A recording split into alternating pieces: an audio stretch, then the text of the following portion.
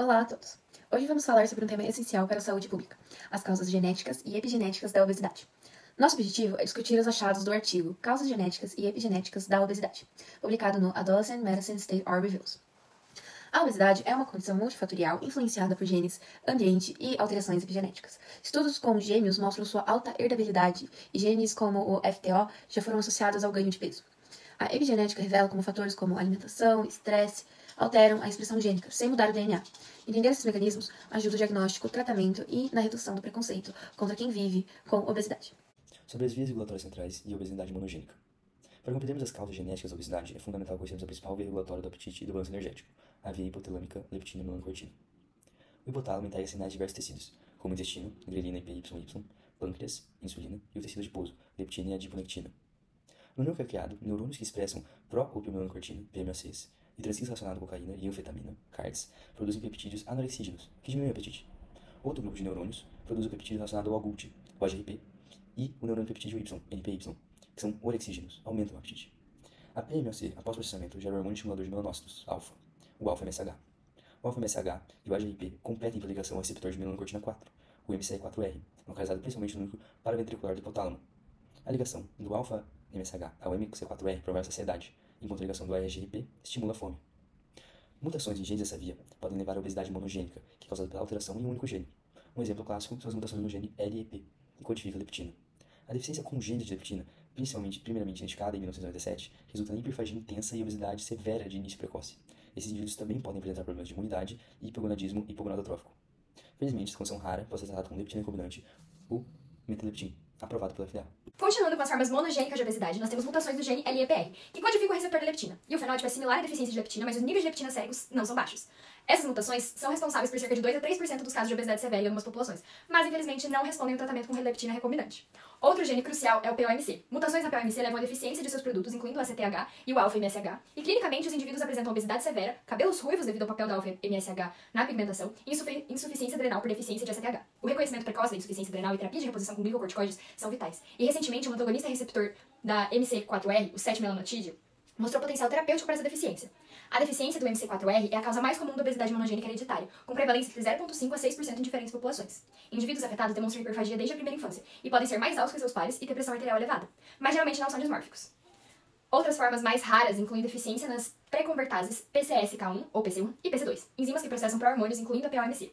A ausência dessa atividade resulta em um quadro complexo como obesidade, diarreia, malabsortiva neonatal, hipoglicemia pós-prandial e múltiplas insuficiências hormonais. Então, galera, com o avanço em técnicas de sequenciamento genético, foi possível identificar alguns outros genes que podem ter relação com a obesidade monogênica. Um deles é o gene SM1, que é muito importante na transcrição do hipotálamo e normalmente está associado à hiperfagia e características neurocomportamentais.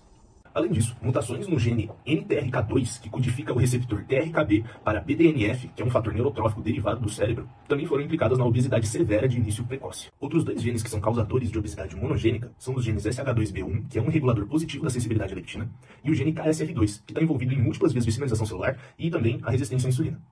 No caso do KSR2, quando o indivíduo possui uma mutação nesse gene, é muito recomendado o uso de metformina como tratamento.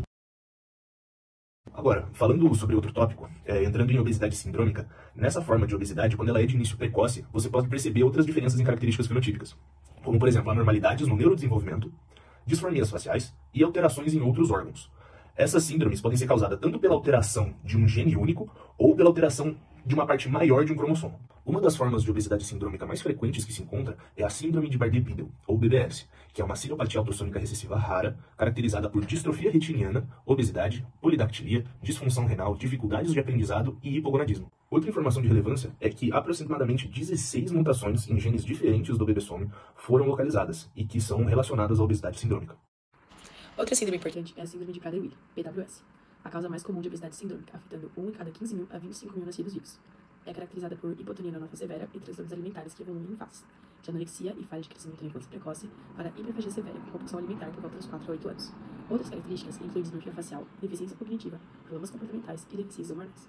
O defeito genético envolve a inativação da região crítica de Prader-Willi, no cromossomo paterno 15q, 11-13, seja por deleção, dissomia uniparental materna ou defeitos no centro de imprint. Síndrome de microdeleção 16p11.2 também é uma causa relevante, caracterizada por atraso no desenvolvimento, deficiência intelectual e ou transtorno do espectro autista, juntamente com obesidade severa. Estudos sugerem que a obesidade nessa síndrome pode ser mediada pelo gene SH2B1, localizado nessa região do retal. Diante da alta prevalência de obesidade, como identificar os casos que necessitam de investigação genética? Em crianças com obesidade severa, de início precoce, com MC maior que 120% do percentil 95, é crucial investigar a história de hiperfagia, comorbidades endocrinológicas e um heredograma detalhado, incluindo consanguinidade. A presença de dificuldades neurodesenvolvimentais e cognitivas pode indicar a necessidade de testes como cariótipo de alta resolução e estudos de metilação para o cromossomo 15, para o PWS ou a RAIS-CGH. Painéis de genes candidatos para obesidade monogênica ou sindrômica também estão disponíveis. A dosagem de leptina é útil na suspeita de deficiência de LEP. Agora eu vou falar sobre as considerações terapêuticas e a introdução à epigenética. A identificação da etiologia genética da obesidade não apenas encerra uma odisseia diagnóstica, mas também abre portas para tratamentos direcionados no campo da medicina personalizada.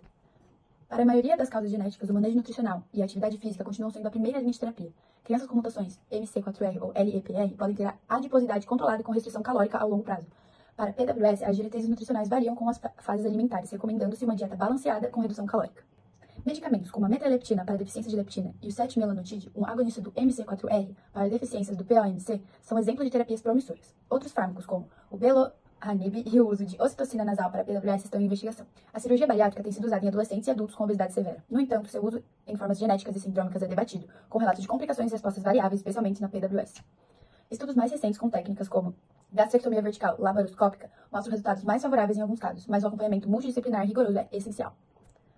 Além da genética, a epigenética surge como um campo crucial. A epigenética estuda mudanças regulatórias herdáveis na expressão gênica que não envolvem alterações na sequência de nucleotídeos do DNA. Essas modificações podem ser vistas como empacotamento diferencial do DNA, que permite ou silencia a expressão de certos genes, explicando parcialmente o aumento da obesidade sem mudanças radicais no genoma humano. Principais mecanismos epigenéticos incluem a metilação do DNA, modificações de histonas e a regulação por microRNAs.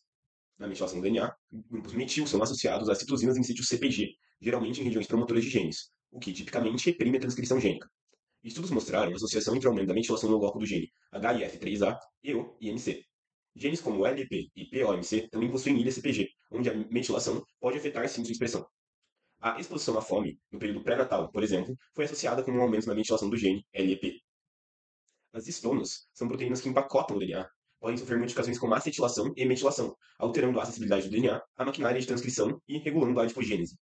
As desacetilases de histonas, HDACs, desempenham um papel importante na regulação da transcrição em resposta ao estresse e metabolismo energético. Os microRNAs, miRNAs, são pequenas sequências de RNA não codificante, que regulam a expressão gênica. Eles são envolvidos na proliferação e diferenciação de adipócitos e foram associados à resistência à insulina e inflamação em indivíduos obesos. Níveis alterados de certos microRNAs foram observados em crianças com obesidade. O ambiente intrauterino e fatores como os disruptores endócrinos, chamados de obesogênicos, também podem induzir mudanças epigenéticas que predispõem alguém à obesidade. Em resumo, a obesidade é uma condição complexa onde fatores genéticos e ambientais interagem profundamente, muitas vezes mediados por mecanismos epigenéticos. Compreender essas interações é fundamental para desenvolvermos estratégias de prevenção, diagnóstico e tratamento mais eficazes e personalizados para a obesidade. Muito obrigado a todos por sua atenção.